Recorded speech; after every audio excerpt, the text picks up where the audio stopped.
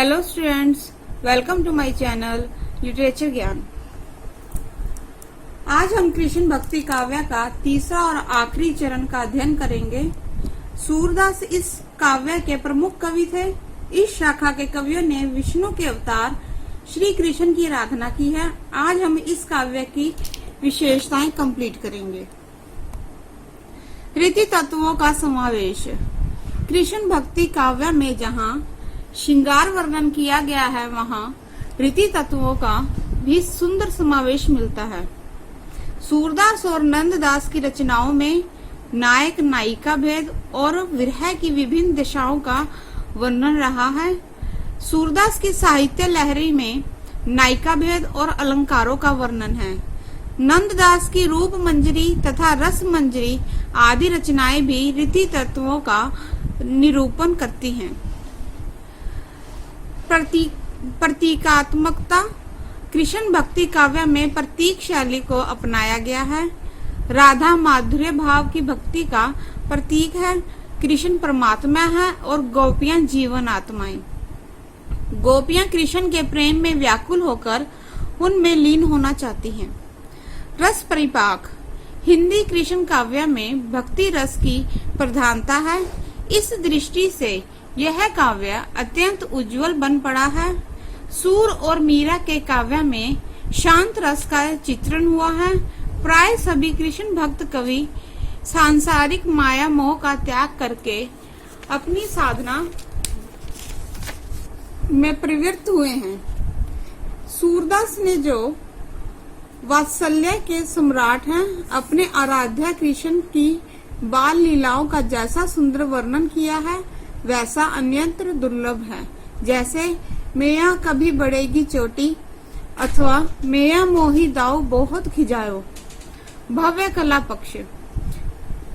भाव पक्ष की दृष्टि से कृष्ण काव्य जितना उत्कृष्ट है, कला की दृष्टि से ये उतना ही भव्य है।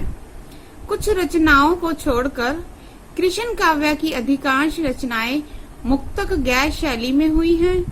संगीतात्मकता की दृष्टि से कृष्ण काव्य संपूर्ण हिंदी साहित्य में श्रेष्ठ है। इन कवियों ने अपनी रचनाएं ब्रज भाषा में की हैं। व्याकरण की दृष्टि से भले ही इनकी भाषा में कोई कमी नहीं हो, लेकिन इन कवियों की भाषा बड़ी स्वाभाविक और भावों को स्पष्ट करने में पूर्णतः समर्थ है। नंददास भाषा के गठन, कसाव और जुड़ाव के लिए प्रसिद्ध हैं। भावना प्रधान होने के कारण कृष्ण काव्य में अधिकतर गीति पदों का प्रयोग हुआ है, लेकिन फिर भी दोहा, चौपाई, रोला, कवित्व, स्वेया, गीतिका आदि छंदों का प्रयोग भी इन कवियों ने खूब किया है। कृष्ण काव्य में सभी प्रकार के अलंकारों का प्रयोग बड़े स्वाभाविक रूप से हुआ है। निष्कर्ष रूप से ये कहा जा सकता है कि कृष्ण काव्य एक महत्वपूर्ण काव्य है। इस काव्य ने अपने प्रवर्ती हिंदी साहित्य को काफी प्रभावित किया।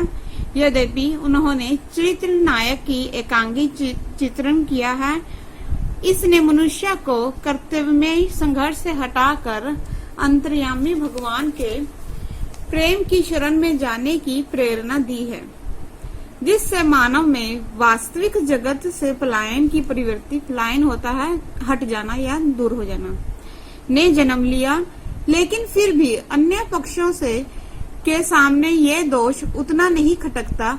इस दोष को देखते हुए भले ही हम इस काव्य के सामाजिक मूल्य को कम कर दें, लेकिन इसके काव्य वैभव को देखकर इस काव्य धारा के साहित्यिक देन या महत्व से इनकार नहीं किया जा सकता।